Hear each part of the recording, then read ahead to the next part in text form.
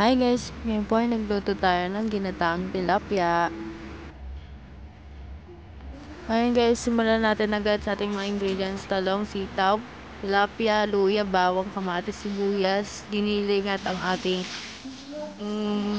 gata at saka yung siling green. Nilalapit na sa video. Yan guys. Una, punitin muna natin ang tilapia. And guys, nagprito din po pala ako dyan ng talong, hindi lang na videoan. Yan guys, magigisa na tayo ng luya at hintayin na nito maging golden brown.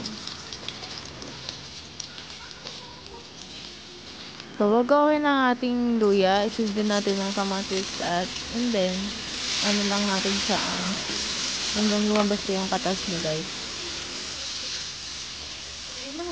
Kapag okay na ang ating kamatis at luya, sunod na natin ng sibuyas at bawang. Isa lang natin guys. Kapag okay na guys, sunod na natin ang giniling. Ginilingan guys, isa lang natin siya nagdisayan. Kapag okay na, ilagay na natin yung unang gata.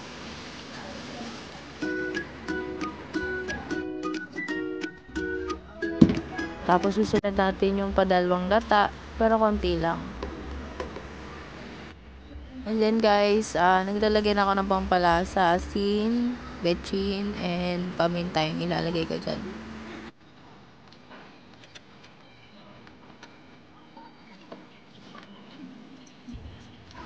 And guys, kumukulo na siya and haluin lang natin siya para ano natin yung lasa.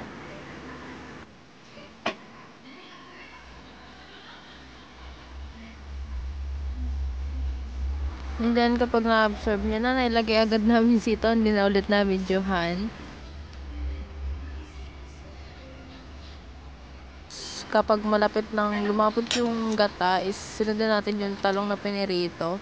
Napatong lang natin siya na ganyan para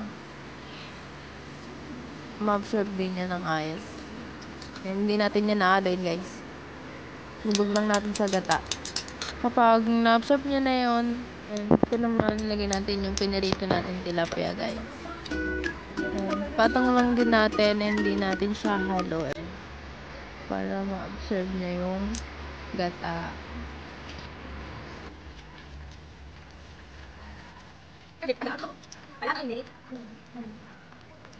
Okay.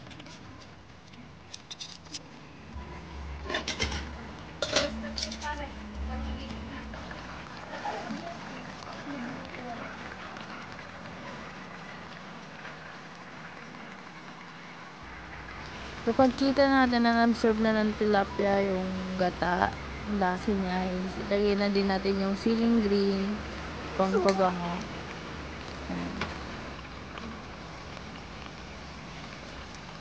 Tapos intayin pa natin na ilang minuto para mainis siya ng konti.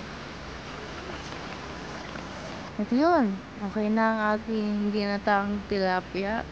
Yan guys. Sarap niyan. Legit. Guys, hanggang dito na lang. Like, share, comment, and subscribe. Thank you sa panonood.